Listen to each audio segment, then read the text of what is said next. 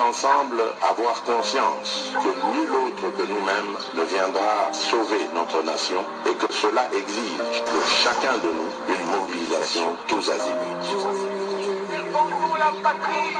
Peuple congolais, il est temps de nous lever, de nous serrer les coudes et d'agir pour défendre notre patrie, notre intégrité territoriale et l'intangibilité de nos frontières.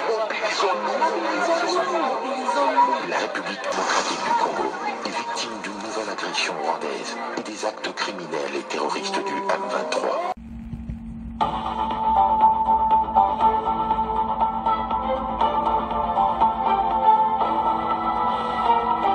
Bonsoir, bonsoir, bonjour, c'est Congo News 24. Bande Konanga, comme toujours avant de commencer notre émission, nous disons merci à Dieu.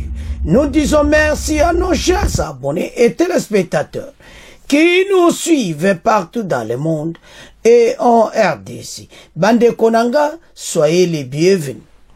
À la une, chers téléspectateurs, Jacques Ndala sous mandat d'arrêt et réaction bandeko, il y a avocat, il y a Sève Kikuni.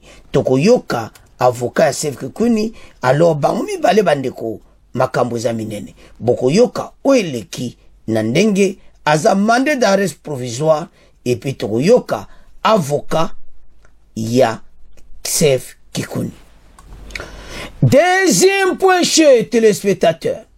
Le gouverneur pour le changement de la constitution, Bokoyoka, comment le gouverneur va prononcer, alors les assommons, le lingi va changer constitution. Match les amoboulé, puis va acclamer la salle. Alors, banamboka les assommons. Et puis, banamboka, tokoyoka, comment opposition, mobiliser, et puis, mawatro, bazana force. Match les amoboulé. Troisième point, chez téléspectateurs.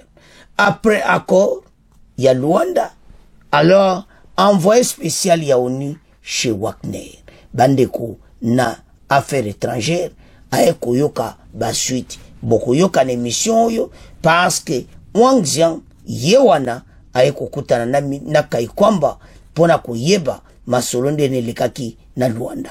Et puis, conseil professionnel de sécurité Fachi Azako tenir yango boko yoka message ya VPM. Alors tozala connecté. Chers téléspectateurs, émission na bise bandi et comitant tosola ensemble masolo ya mboka. Bande kotoko bande émission na biso avec Jacques Ndala mandat d'arrêt. Bande ko Jacques Ndala ba problème eza tellement belé o ya ensemble pour le changement. Boyebi o elekaki tango azakena ane. Alors ba sorti médiatique au lissoy ko bimisa na makambo ebele azako samba et tout ça ba mona qui est en tout cas il faut ba bombaye. Alors une année na prison. Jacques Ndala en tout cas sorti médiatique wana et bepse le kumo ya mboka parce que comme makamine ndengwana ba viola kinga ba sala kibodon makamutel mezebele alors que ye ayebiki il est coupable ya makamususu o etali mboka o ya lobaki na monoko na ye azamuta katu batu nyoso ba yebi très bien mais ensemble pour le changement va se comporter na makamoko bon. Je ne sais pas. On baza baton peut-être condamné à la guerre na Rwanda. Ils n'ont jamais prononcé sur le Rwanda. Donc baza baton moko en tout cas tous comprendre bangote. Situation oyo tozaki nango à l'est. Jamais kota katumba tiko luba pona kagani. Mais makamu susu azotinda Jacques Ndala koloba. Mais makamu est important ya pays. Kako abino ya concurrence à pouvoir ba poste kozala contre moninga bona wutu mais oya muneno biso linga kabango ba loba opposition ba loba kati ba koki jamais ko loba pour les pays et puis raisonnez parce que azo sepela na président Fachite na poste wa bozela so bozana chance comme na place wana tope ça une bonne chance c'est pas parce que nde tozoke na mboka nazoyebisa bacongolais ke bato bako diriger mboka oyo n'y aura que des pères et des mères eza no makama kobomba ti ezo bamokene gauche droite mais je regrette pour Jacques Ndala. Je ne sais pas Katumbi ou Azotinda Bambaloba donc eza mawato. Mais tout le monde a tout tanga histoire pourquoi Aza condamné une année et puis toi avancé dans ma soul. Jacques Ndala sous mandat d'arrêt après Toyoka réaction il y a avocat ya Safe Cooking. Jacques Ndala, membre du parti Ensemble de la République, a été placé sous mandat d'arrêt provisoire au cours d'une audience tenue ce jeudi 28 novembre devant le tribunal de paix de Kinshasa-Kinkoli. À en croire ses avocats, l'audience du jour a connu la poursuite de l'instruction de l'affaire ainsi que la plaidoirie des parties. Le ministère public a requis 3 ans de servitude pénale à l'encontre du prévenu. Dans la journée de ce 28, il devait y avoir bien sûr l'instruction du dossier sur les prétentions de faux bruits contre M. Jacques Ndala par la partie dite de la République et par les ministères publics. Au sortir de cette instruction, il y a eu bien sûr des plaidoiries des partis et les ministères publics a demandé ce que Jacques Ndala, conformément à l'article 68 du Code pénal et procédure pénale, soit maintenu en attendant la décision du tribunal. Donc, dans les acquisitions du ministère public, il demande 3 ans de détention et $1000 pour la partie république pour dommages et intérêts, mais également 1 million pour des frais de dommages à la justice, a déclaré Maître Bisselo, avocat de Jacques Ndala. L'affaire est actuellement prise en délibéré en attendant le jugement dans les délais prévus par la loi.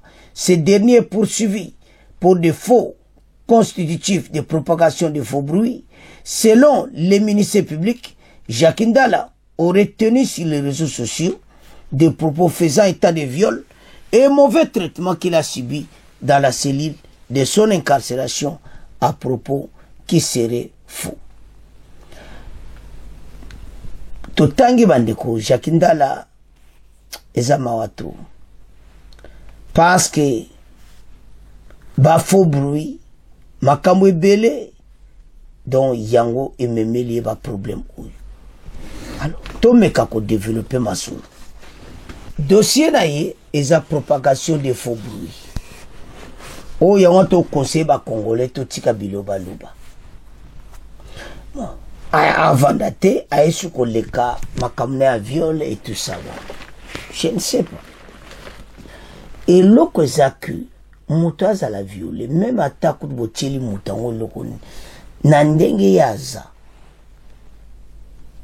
yemo kwa yebate il faut baya koloba na ye talaba simbo après yemo so akomoloba c'était sûr Jacques Ndala et pesi propriété koya kolo makamande wana media ezo détruire mboka makambo beli mais yemo ko mutao regretter siko asaka na mikolo mukie pona plaidoirie na donc aza situation moko ako ndenge wande ministère public 3 ans ferme akobeta mais pour le moment provisoirement une année baye bandeni ba ok makambo oyo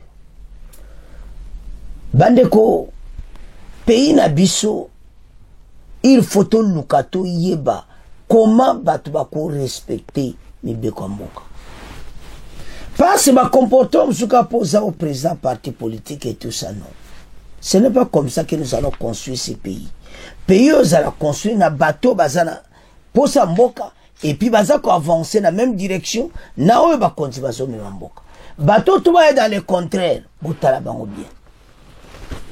On a pesi bande ke bele ba raison bateau na bazaba oh bazamu mapaya oh non oh baba Rwanda oh donc en tout ça pourquoi tout ça parce que bazomona en tout il n'y a rien de congolais oza ko kipe ko na mboka na oti mawato alors to tiki dossier Jacques Ndala na maboko na bino to komo kende na oya Safe Cooking Sève Kikuni, pour le moment, ça n'a pas makala. Dossier na yé, en tout cas, même yé moka même qui a malamuti. Et salamao, parce que tala sikoyo, baninga, bazaki, mais yé aza, nakati ya prison. Ako raisonner, parce que ebi batoyo, o bazaki na pouvoir li boso, batiaka batuma loba na monoko, loba boy. Tale pa jakindala yo komi. Et ça mawa. RDC, l'opposant Sève Kikuni, condamné à 1 an de prison. Son avocat dénonce une décision unique. En République démocratique du Congo, l'avocat de Sève Kikuni a annoncé 27 novembre 2024 son intention d'interjeter appel contre une décision unique. Suite à la condamnation de l'opposant à 1 an de prison pour incitation et désobéissance civique et propagation de faux bruits. Il avait été arrêté le 2 septembre suite à des propos tenus en août devant les militants. C'est un projet politique, c'est un procès politique. C'est juste Maître Laurent Onyemba. Maître Laurent Onyemba a lobby ça, ni le mot politique, mais pourquoi baïb Sabino Kaka avant Bassala? Alors, c'est ça Oyo et Zaki pour ça là-bas. Alors, mais en tout cas, dossier Oyo, il y a Sève Kikuni. Avocat n'est pas à lobby Bogoyoka. Parce que tous comprennent les binotis. Tous bunda pona mboka. Mais binokona bozana Oyo wana maloba Oyo wana. Et sa propriété. Mais toyo kanano, avocat nae, bon, de développer ma solo. Le ministère public était en difficulté pour asseoir le fondement juridique de l'accusation. Mais qu'est-ce que nous remarquons? C'est plutôt la volonté de l'OPJ. Ici, l'AG de l'ANER, l'Agence nationale des renseignements, qui l'a dit clairement parce que c'est l'orientation qui a été proposée par l'ANER qui transparaît dans la décision du tribunal. Et donc, c'est un sentiment de déception fondamentale parce que l'état de droit que nous avons voulu dans ce pays n'est qu'un état de droit imaginaire, n'est qu'une posture prête à porter d'une justice au contrôle et par procuration qui ne traduit nullement la volonté d'un État à aller de l'avant. Nous nous proposons de jeter appel contre cette décision unique qui ne ressemble nullement à la justice plutôt qu'à un procès par procuration et un procès politique dans le souci d'émietter, de faire taire l'opposition et toute voix dissidente. Bande Tolandi, avocat Sève Kikuni Onyemba. Ye pona ye azomona ezaba arrestation moko pona ko kitsa force opposition ba arrestation pona ko anéantir opposition do pona ko zali kolo opposition do pona ye azomona mabe moko te mutu na ya sali. Et je suis pas sûr que Moutasali le côté kaba me mène à justice. Donc il y a eu quelque chose qui s'était passé. Ndenge totangi. Avocat à lobby qui en tout cas et ça les bien tende bakangi mutunaye. Interjeté appel. Donc citation toujours vivre en moi. Donc bango na ba citation oyo. Les mots sont natali. Sève Kikuni en tout cas bozo ko tia propre na mboka te na façon ba comportement. Bato nyonso je ba komi na ba position wana baza bato ba respecter mboka. Ba respecter mibeko mboka. Baza na bato biloba lobati. Message zapona bango nyonso o balingi mboka. Soko lingi mboka oza na opposition. Mais bunda pona peuple, loba pona peuple au peuple a lingi. Mais c'est le contraire au tozomona. Ezo salamawa komona koma na bakabo tolandi avocat alobi nyonso wana ezali ba procès moko politique eza seulement pour ba anéantir l'opposition et puis à sepelité na onde bakatelier aza vraiment interjeter appel et tout ça ina newana tika yavanda pour avec Mutamba ba liberté provisoire ezati. Ba Congolais bazoyo kamakambo yo clairement. sauf que kuna kobeta soko ina neso nini nde bakateli yo okobeta yango lokolo sali et tout ça va revoir yango le ba okato pona libela wa okende kuna so inane ministère public a pesé 3 ans mais na ba yokata inane batala nde ba okena makambo ngo me balobi silité ba ko continuer alors to éviter comment ko ba mais et loko c'est important pas de liberté provisoire match ça mon boulot ba kosi ba tu justice ezaki malade mutu moko te tomona onde bokangi ono liberté provisoire so bokatele 2 ans beta ngokuna bokatele combien beta ngokuna pas c'est trop alors bana mboka bozo mona vraiment que mutu nyonso azoloba silamo donc message pende à justice yokani et combien de temps va congolais mais comprendre parce que bato mosusu le plus faible so bakangika mais bo bakangaka oyo akomi kuno liberté provisoire o aza malade oh tu connais monsieur médicaux wapi bo bakenda tini lo bakenda libela ce n'est pas possible.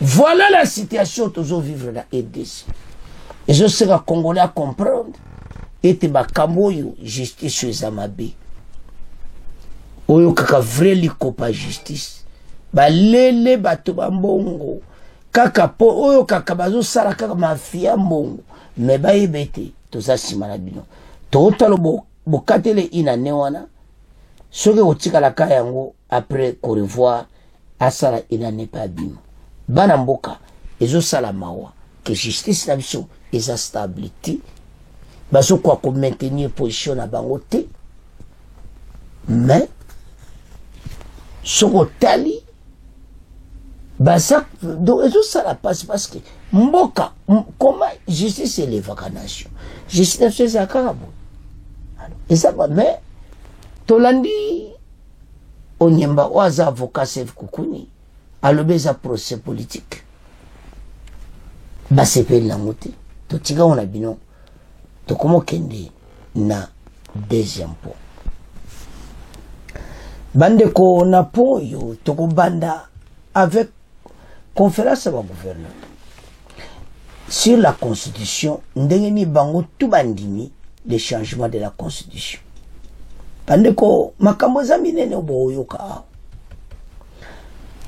ba gouverneur nyonso ba beti maboko ba bi tozo changer constitution parce que bande mo pepe mo basika cette constitution était payée en otage. Il y a des articles où ils ont tout le monde le sait, mais bisognos to tombo la mongongo. Gouverneur pour le changement de la constitution, opposition mobilisée. Une nouvelle constitution a RDC Félix dit met sur la table l'idée d'un référendum. À son arrivée, mardi 26 novembre, dans la province de Tanganyika, il doit assister à la conférence annuelle des gouverneurs. Le président de la République, Félix Tshisekedi, a tenu un discours devant la population, lors duquel, une fois plus évoqué, réformé dans la Constitution, après, avec un référendum à la clé, soutien des gouverneurs. Dans la province de Tanganyika, lors de la conférence annuelle des gouverneurs à Kalemi, Félix Tshisekedi est allé parler réforme de la Constitution et il a obtenu un soutien de poids. Fifi Masuka Seni, gouverneur de Lualaba, affirme ainsi, s'agissant de la question des changements de la Constitution, le collectif des gouverneurs de province soutient à l'unanimité cette démarche, car cette Constitution comporte beaucoup de faiblesses et invite la population à soutenir ces changements légitimes et salvateurs. Makamusiri. Tant que gouverneur binonyo sobondimi, c'est-à-dire RDC mobimabandimi, ba gouverneur ba sepeli bokoyo ka Fifi Masuka bande konangai makamweza mobulu. Les gouverneurs ont mis sur la table les revendications politiques, financières, économiques, mais aussi sécuritaires. Les chefs de l'État ont promis de répondre rapidement à leurs attentes et les gouverneurs ont encouragé le président à poursuivre sa tournée dans les provinces pour partager sa vision. Une commission et une opposition mobilisées en parallèle de ces discours. Une commission devrait être mise en place début 2025 pour examiner les options possibles, changement ou révision de la Constitution. Cependant, les dernières déclarations du président du membre de son parti, Augustin Kabouya, secrétaire général de l'UDPS, au micro de RFI, indique que le camp au pouvoir semble pencher de plus un texte qui serait soumis à un référendum. Pendant ce temps, le débat continue d'agiter l'opposition. Ce matin, Délice Sanga, opposant dans les rues de Kinshasa, pour manifester contre les changements de texte. Donc, Batoyo, Eza Mawato, changement de texte Ezo Salama, opposition de Bozabino Nyonsoana, Bolinga, te, toko changer constitution. Landa, émission, oyo très bien bandeko belé, pour comprendre pourquoi. Alors, opposition, Mawatro, et que Simbate mobilisation na mnobotika, passe ba gouverneur ba beti cash. Alors sans plus tarder, toyo ko elega ki toyo ka gouverneur, toyo ka pe fachi, bon auto avance. Pendant 3 jours, soit du 27 au 29 novembre 2024, la 11e conférence des gouverneurs de province qui s'ouvre à Kalemi, province du Tanganyika, réunit les gouverneurs et vice-gouverneurs des 26 provinces de la République démocratique du Congo. Elle se veut un rendez-vous annuel et un cadre de concertation et d'harmonisation régulière entre les provinces et le pouvoir exécutif national. Dans son mot de bienvenue, le gouverneur de la province du Tanganyika s'est dit honoré du choix porté sur sa province par le chef de l'État à travers l'ordonnance signée convoquant ses assises pour la première fois dans sa province le Tanganyika, capitale mondiale du lithium.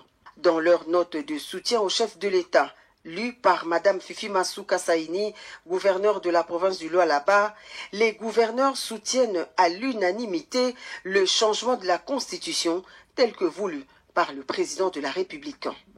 Excellence, Monsieur le Président de la République et chef de l'État, s'agissant particulièrement de la question de changement de la Constitution, le collectif des gouverneurs de province soutient à l'unanimité cette démarche car cette Constitution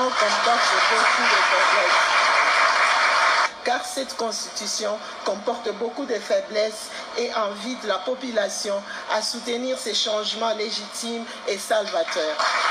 Renforcer la gouvernance des provinces pour assurer la cohésion communautaire, facteur clé de la réussite du programme de développement local de 145 territoires. Ce thème choisi souligne l'importance d'une gouvernance provinciale inclusive et responsable pour garantir la cohésion sociale et le développement de nos territoires. Le chef de l'État Félix Antoine Tshisekedi Tshilombo, qui a présidé la cérémonie d'ouverture des travaux, a martelé sur la gouvernance responsable d'une province comme facteur clé du développement socio-économique. Il nous revient à tous, en tant qu'acteurs engagés, de faire preuve de détermination et de collaboration pour accélérer la mise en œuvre des initiatives prévues dans le cadre du PDL 145 territoires. Je considère ce programme comme une opportunité singulière de transformer la réalité socio-économique de l'arrière-pays en apportant des solutions durables et adaptées aux besoins des populations locales. La question du développement de nos provinces est intrinsèquement liée à celle de la gouvernance.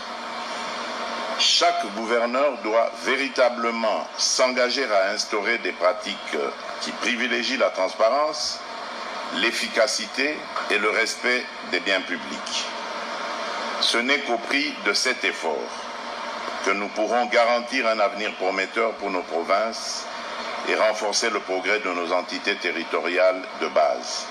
Une gouvernance responsable, transparente et efficace est essentielle pour bâtir une République démocratique du Congo, prospère et forte, a conclu le garant de la nation congolaise.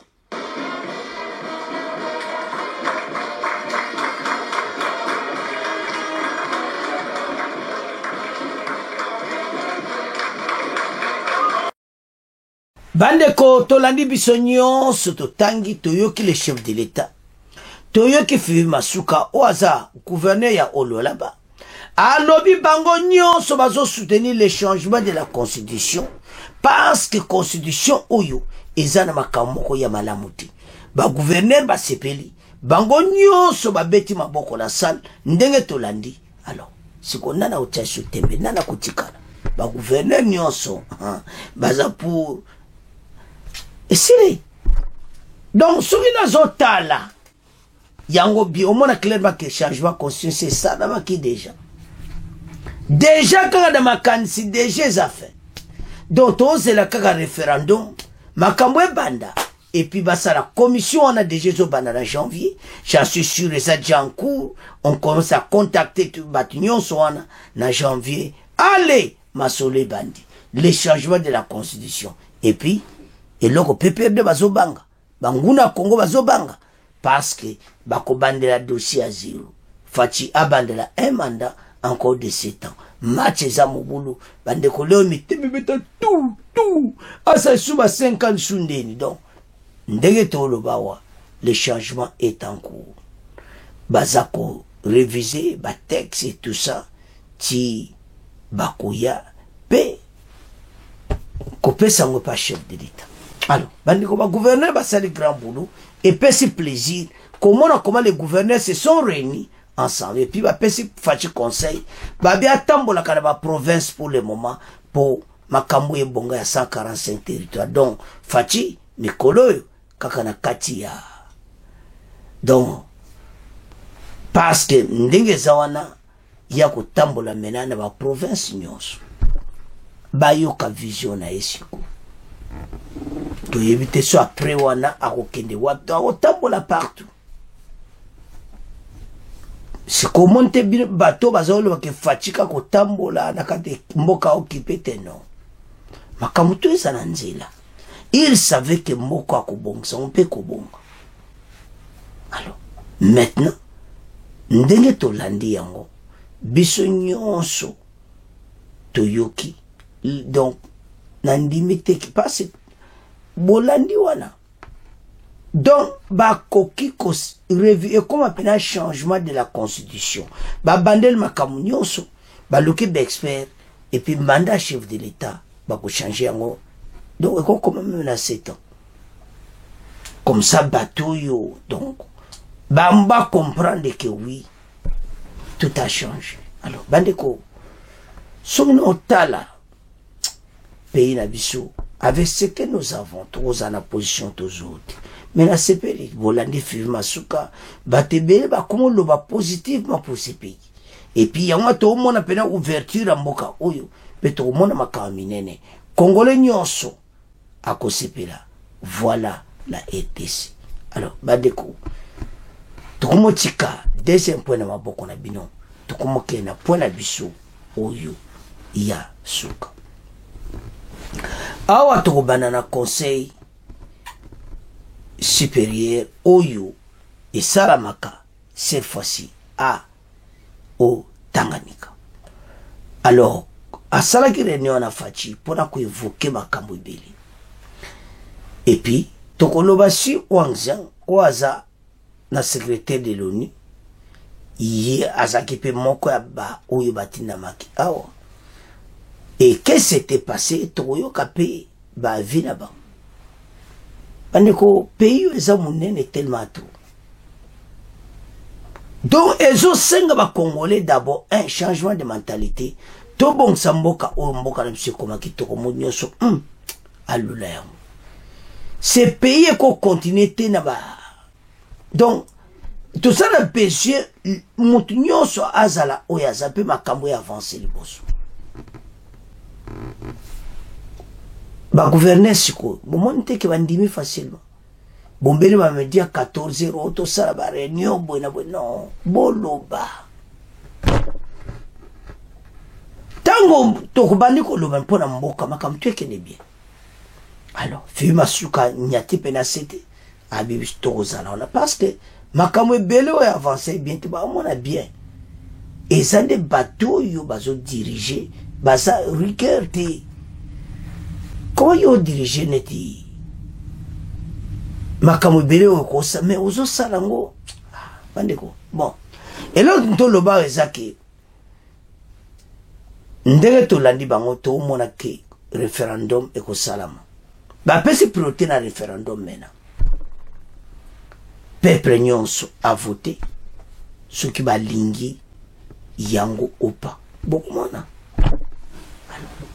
tant tolo abiloko yo clairement congolais nyonso fa comprendre mais to landi biso nyonso to tika ngona bino to komokende na troisième point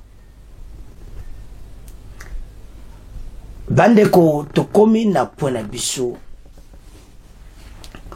oyo fati asalaki conseil supérieur conseil wana provincial supérieur asangisi bango mpona sécurité na côté Kalemi Tanganyika. Il y a des voisins partout à peu près à port de l'autre côté il y a Zambie, côté à Tanganyika, côté à Tanzanie et tout ça. Alors et là que c'est important c'est que basololi pour la sécurité ya mboka mboka oyo il faut bato ba vivre en paix en sécurité et ko aider mboka mingi parce que tant otala ce qui se passe dans au Liban quand même ba congolais ba telema pour la mboka na bomba lobaka pour l'intérêt du pays situation oyo na Tanganyika. Pourquoi ba conseil supérieur wana? Parce que makambo dia bazoyo ka ba souhaité ba otika nord Kivu ba ko yakuna na Katanga. Ba conseil ba milice ngo pesa mo minduki. Eza mawa. Mais totanga to comprendre peut avancer. Après accord envoyé de l'ONU chez Wagner na affaires ministre affaires étrangères Kai Kwamba. Conseil provincial sécurité, il y a un autre banda nango fatiazo président.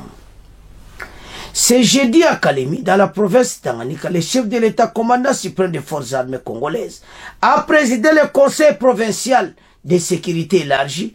Il était question de passer en revue la situation sécuritaire dans cette partie du pays où il a visité des travail depuis mardi dernier. Le président de la République a reçu les différents rapports sur l'état des lieux sécuritaires. Cette occasion fait des recommandations et donner les instructions pour que les différents services trouvent des réponses à leurs préoccupations, a déclaré le vice-premier ministre en charge de l'intérieur, Jacques Chabani. Selon VPM Chabani, les populations du Tanganyika peuvent être davantage sécurisées au sortir de cette réunion. Les responsables des services de sécurité et des forces armées de la RDC étaient accompagnés à cette réunion par le gouverneur de la province de Tanganyika. Les vice-ministres en charge de la défense et des anciens combattants étaient également présents. Alors, tant que otala makambo yo Fachi a président opona mboka kuna bazoli nga ba memela sécurité na Tanganyika. Mais je sais que Chabani va travailler dur dans mon mboka était salamati. Parce qu'ils ont ça la propriété. Mais, tellement, pour l'intérêt du pays. Pays. Ndeka tolo baki.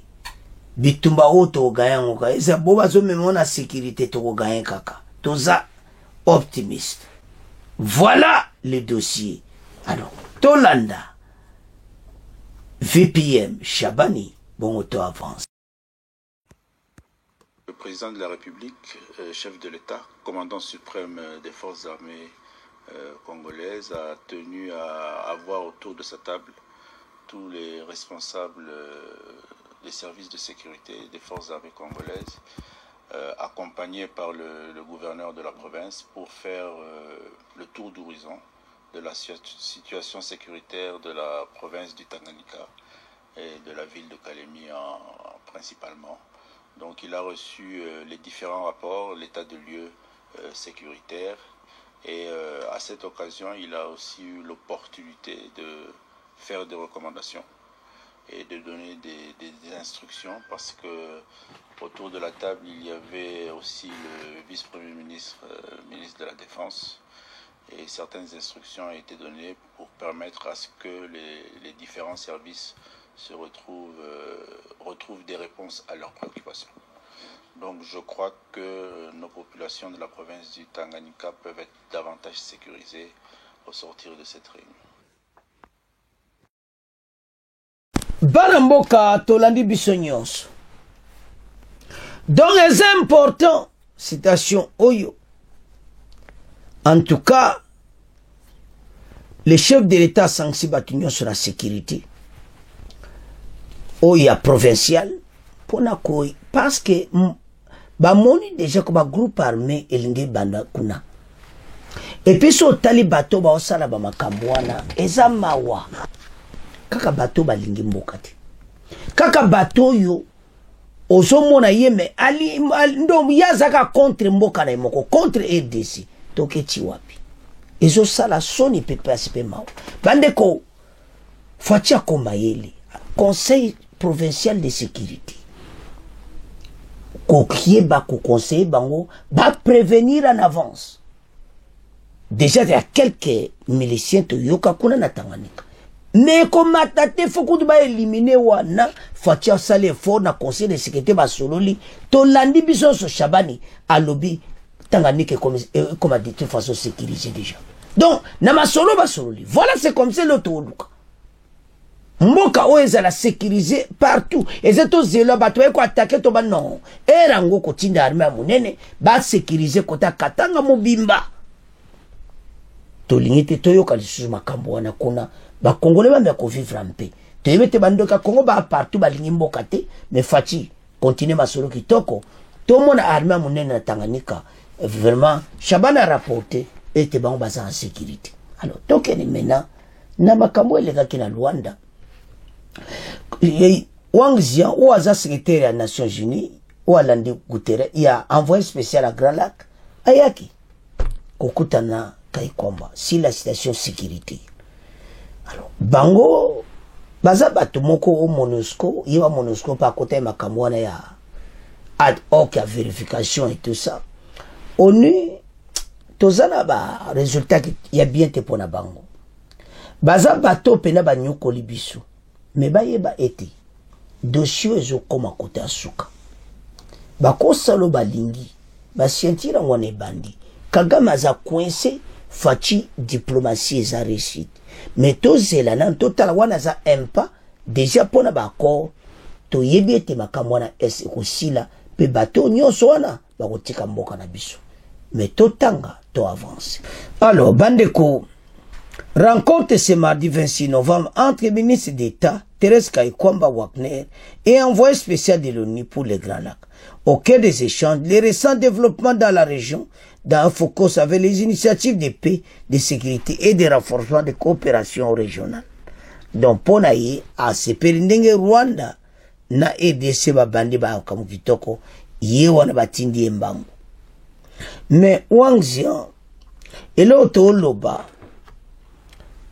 président rwandais ndenge signé que ba démarche ekende ndenge wana mais tolingi te lobi toyoka makambo mosusu eza vraiment très important ete makambo esila donc bato baza na es bameka kosepela parce que eza mawa tu.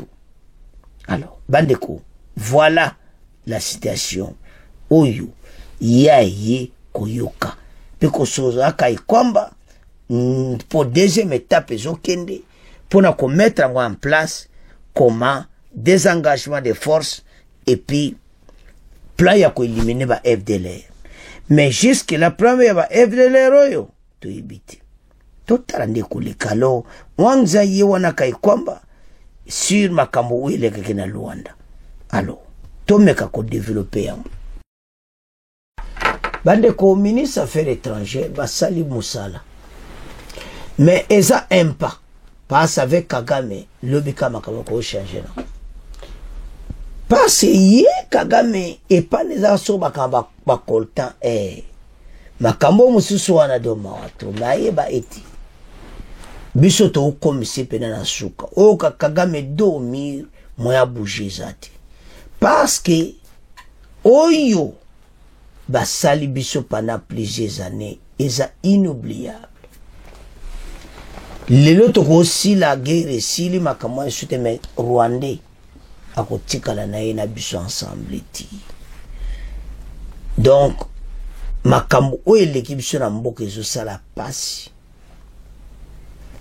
otala pene otali me oyo mwana moke boye oh citation donc ozomaki bango pene bakoti mboka mobulu mais toza l'espoir ete tokoganye bitumba oyo bakonzi bakontinue kobongisa armée malgré bakoro toyebi te ndenge ekosukela mais soki biso toza blende kuna basila na te etali bango mais oyo eza important ete totalement pour l'intérêt du pays alors comment gagner bitumba ou pour déjà toujours en avance ndeni bateau yo mayele comment si la bango alors c'est à ce point comment clôturer mission la biso bon continuer pour s'abonner massivement bon partager au revoir à la prochaine.